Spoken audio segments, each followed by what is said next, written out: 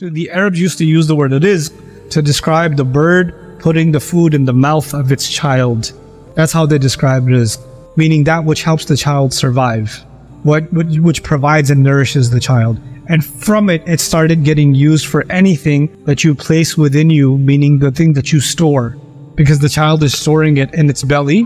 So anything that you consume, anything that you store becomes rizq. Anything that becomes a part of your life becomes rizq, that enhances your life in some way. So what is rizq then? In its broadest sense, it's actually food is rizq, clothes are rizq, because they are enhancing me in some way, they're nourishing me in some way. Your home is rizq, your car is rizq, your friends are rizq, family members are rizq, your teachers can be rizq, right? The opportunities that come in your life may be rizq. The experiences you have that benefited you, that strengthened you, that nurtured you, even bad things that happened in your life can actually become rizq, because by way of them you became stronger in some way. Allah is the best of those who can give rizq. But why mention ar-raziqeen, the plural? Why even mention Allah could have said Wallahu huwa ar-raziq. Allah is the provider. When Allah says Wallahu khayru ar-raziqeen, Allah is the best of those who can provide.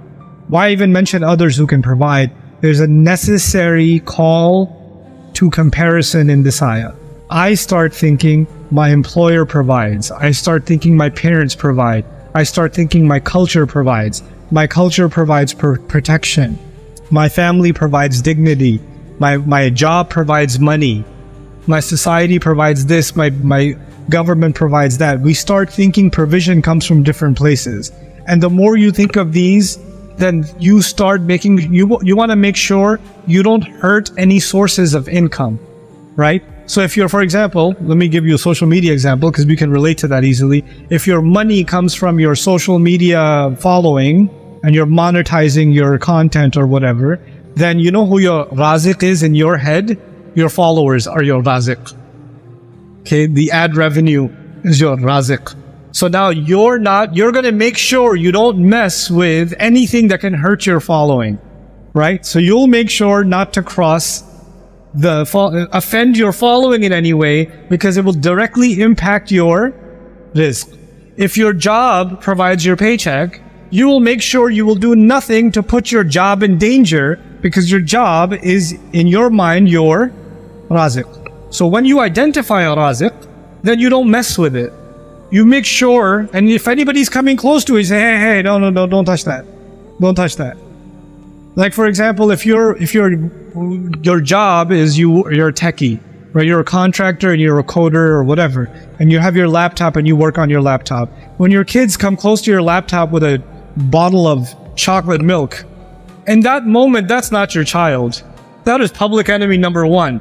You get away from this. You can cry, I'll hug you later, but right now, this is my rizq right here. This is my raziq right now. You're not going to mess with my rizq. Okay? And then later on, you can be the child. There are some things you just don't mess with it. You don't touch it, because it's a matter of rizq. Same way what happens in families is, you could be running a business, and your family can have an opinion on everything. But the moment they try to tell you how to run your business, excuse me, wait, this is not for you. Step off. I don't care who you are. You're not touching this. I love you in every other way, not in this. You don't exist. You're zero. Okay, you're fired. Why? Because people, they want to protect their rizq. If you have that mentality, this is a very easily understandable phenomenon, right? And if rizq is an opportunity, and you don't want to miss the opportunity, nothing will get in your way from missing that opportunity. If you have a job interview and you have to get to that job interview, it's starting at 9 a.m. and you have to leave your house at 8 a.m. And then your sister calls, your mother calls, your friend calls and says, I want to talk to you about my feelings right now. You can talk to me while I'm on the road. No, I need to talk to you in person. No, I have a job interview. No, forget your job interview. No, I will talk to you after. I'll say sorry. Do it first and say sorry later. I gotta go. I'm gonna do this job interview. I can't be with you right now. I can't talk to you right now. Isn't that the case? You're not going to let anything get in the way. When Allah calls Himself Khairul Raziqeen, you know what that means? if Allah is my provider, just like if anything else I think is my provider, nothing gets in the way. Then if Allah is my provider and He says, what I have is better than anything else, that, you know what that means? That means messing with Jumu'ah is messing with my Rizq. If I mess with Jumu'ah, I'm messing with my Rizq.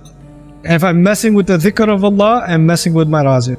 I'm messing up my own rizq by compromising the remembrance of Allah.